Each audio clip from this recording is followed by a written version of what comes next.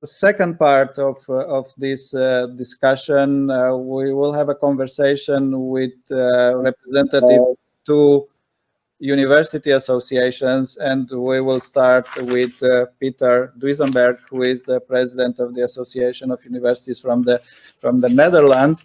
Peter, yes, we can see you. Good to see you. So, if I may ask you a first question, as the president of a National Rectors Conference, what are your expectations toward the EU institution and EU funding for the next period? Yeah, especially after the last talk, but also the inspiring talk by our commissioner, Maria Gabriel. My expectations are high. I'm much more optimistic now than 1 hour ago. So let me tell you what's first of all, maybe looking back at the two talks. The first introduction was very much about the content, and I think that's very relevant, and an agenda which is very inspiring. And the second talk by Christian Ehler was very much about the funding side, and that's of course, and I think both issues are very important and are also what we would expect and what we want to contribute to as Dutch universities. In terms of the outcome of the funding, because that's also top of mind now. We were in the Netherlands. Actually, we were on the one hand happy that the European leaders that they actually came to a conclusion and that they stuck together to get out of the crisis. But of course, we were very disappointed with the outcome for research and innovation. We were disappointed that from the ambition of 120 billion. We moved to 94 as the Commission proposal, and then to 80 in the rough days of July. We were disappointed with our own government not standing up for research. That's also what Christian Ehler mentioned. But I also think that we were actually disappointed, perhaps with not just the austerity players or the austerity partners, or austere countries, so to say, or the frugals, but also in other countries, there the leaders did not stand up for research and said, "Hey, here you're crossing a line. We should not. You're crossing a line of the future of Europe. If you go beyond this line, this will be detrimental to the future of Europe." So I think there's a role for all of us to play. And then finally, or thirdly, we were also disappointed perhaps in ourselves, because apparently, if I reflect on it a little bit, then we have not been able to communicate the value that we play as universities, or that we can play as universities, have played and can play as universities for the future of Europe. And that makes us very vulnerable in these political decision-making processes. So, but I'm optimistic. So in terms of expectations, that was your question. I'm optimistic after Christian's words. Also this afternoon, there is a resolution in the Dutch Parliament to spend more on research as an outcome of these negotiations. So which will actually give a brief to our government for the upcoming negotiations. And this the vote on this resolution is at 4 p.m. And the expectations are that the resolution will pass. So I hope that will influence the negotiations over the next weeks in the European Parliament. Yeah. Peter, thank you. Do you think that a National Rectors Association like your association can do anything still at this time in order to support the successful completion of the current round of negotiation? Yeah, I absolutely believe that is the case. So what we've done so far in the Netherlands, but that doesn't stop today. But I think we've been quite vocal in the media. We've teamed up with our what we call the Knowledge Coalition, which is a coalition of knowledge institutions together with corporates.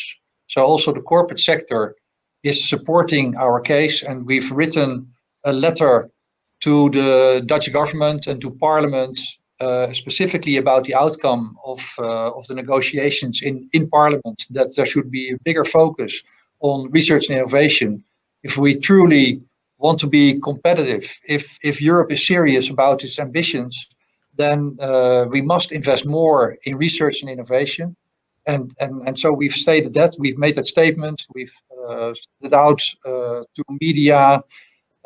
We're speaking with members of parliament in our own country, members of the cabinet of the government in our own country, but also in the European Parliament. So I think there is an active role we can play to communicate what we would like, that we're disappointed, what we would like, but also I think that's also the second part, to communicate what the value is that we can add. So the content part is very relevant. Also, the content part that was the main part, also of course of the introduction of Commissioner Gabriel. But that's very relevant, that we also show and that we also show what kind of value we add, and that we can accelerate change and help Europe out of this crisis. That's very important. At the same time, we also can make this case for more budgets, and that's not something that is only in the Netherlands or the other austerity partners. But I think actually it's a case we should make to all our leaders, because they are all at the table. And I think it's an important case to make in the Netherlands, in Germany, in Spain, in Italy. I think we can all play that role. Yeah, it is very interesting what you mentioned, that you have already built a coalition between the higher education sector, universities, and the business sector, the corporate sector. And I hate to use the word against your own government, but it is a little bit against your own government, which has a different position. I think that is a very interesting case study, which talks for the special and also complicated nature of European governance, and how policy strategies are developed, approved, and implemented. And it's not just Livio, and so what we try to do is what we try to say is that this is not against our government, or it is in favor of the future of Europe and our country within Europe. So because what we're trying to make clear is that if Europe wants to be a global frontrunner in health, in climate, in artificial intelligence, and if we look at the trends at the moment, where we see the US, China moving much faster, then we're not going to win. Actually, we're gonna lose this race. We all, or many of us, watched the Tour de France the past weeks, the cycling race, and I think in racing terms, we're losing. We're not in the front runners group. And so that's what we're trying to tell our governments, is that I think our governments have done a tremendous job in sticking together, in addressing the crisis together, in coming up with the recovery fund. I think that's a tremendous job, but by focusing so much on that solution, they lost a bit of sight of the longer term competitiveness of Europe. Well, that is a beautiful reformulation and answer, very diplomatic, and it also have the virtue of being true. So that is excellent. I was thinking that as my university moved from Hungary and to Austria, I'm not even sure what is my government now, and how should we think about the relations with the government, but that's another particular situation. I also wanted to ask you, if I may, Pieter, because the commissioner mentioned that 3 communications, if I understood correctly, will be issued soon. Were you aware that these communications are about to come out? To be honest, I was not. So perhaps people around me were, but I was not so much. Of course, I know I know there's a lot of work was done on the European research area. So I was very much aware of that. The other communications, now in general, I would say I was not surprised. I think this commission and this commissioner is very ambitious about Europe and about the role of universities, and I think that is a great thing. So I like what the sort of the content part of it, what you talked about. So elements that really struck me are, for example, academic careers.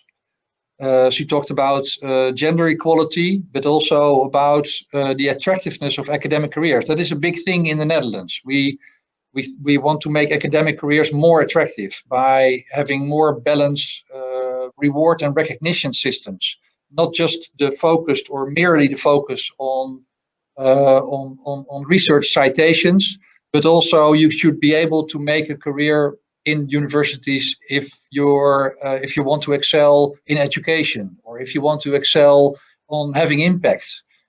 So in translating science into society. So I think that's something that really makes me happy. I think it's very important to make that a European agenda. So that's great. I liked what you said about the European universities. Of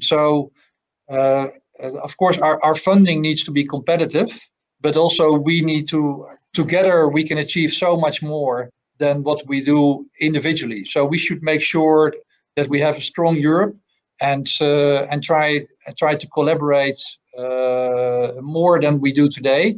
And I think the European University Initiative is really an excellent initiative.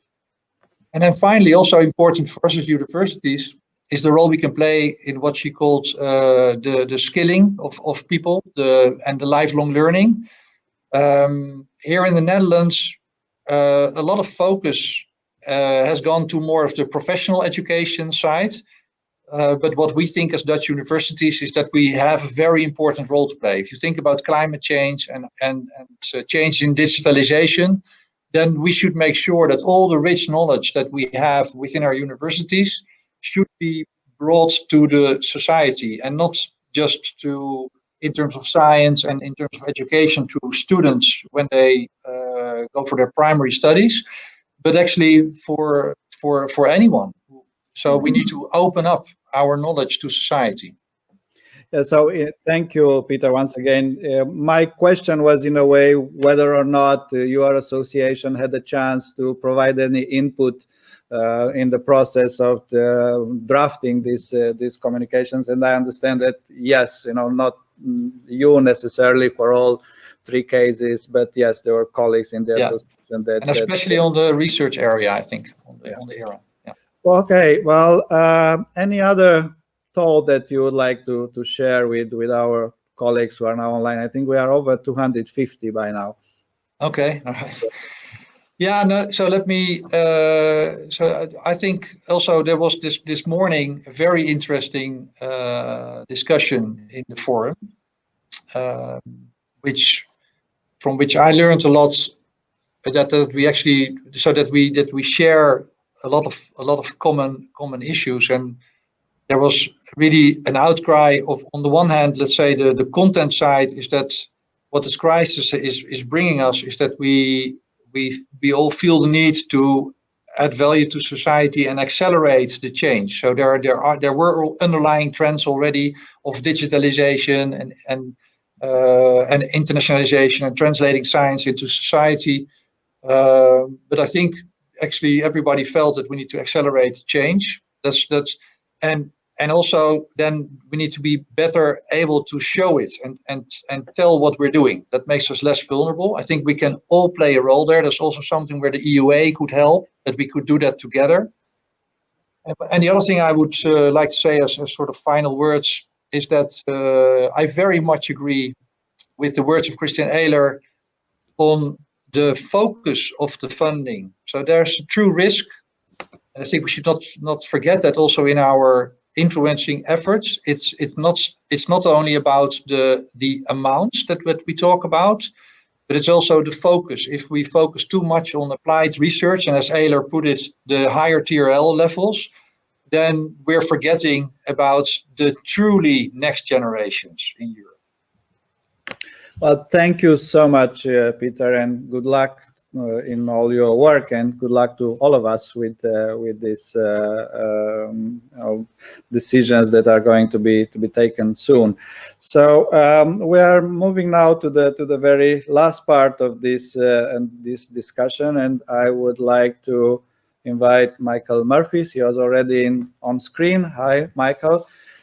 And if I may ask Michael, as the president of the European University Association, the collective voice of universities in Europe, to share his reflection on what we have heard during this session, and also about how EUA will engage with policymakers in the next period. I'm slightly confused. Can you hear me, Livio? Yes, can hear you well. Good. Oh, good, because right during your question, I got a message on my screen saying your microphone is off, and it was on. No, so I got the second. Yeah, I was distracted a little. Okay, when you're fourth on, it's difficult to be novel. Just to make a few observations to begin with. Firstly, the commissioner's speech, of course, was very ambitious and very uplifting. And it would be difficult for the sector to disagree with the commissioner on really any of the targets that she has set, because we communicate daily with the commission and influence their objectives. And in a way, the commissioner reflected what we have seen from the president of the commission herself, Ursula von der Leyen, in recent months, acknowledging the importance of universities, acknowledging the importance of research, particularly in the COVID crisis. And then when it really comes to what matters, we are let down. And I'll come back to that in a moment. Mrs. von der Leyen, in the early summer, spoke very highly of the university contributions on COVID, and then gave a speech last week, the State of the Union, an hour and 40 minutes practically. The word education was used once, and the word research was used 3 times. So we seem to have a gap between the ambitions which we all share and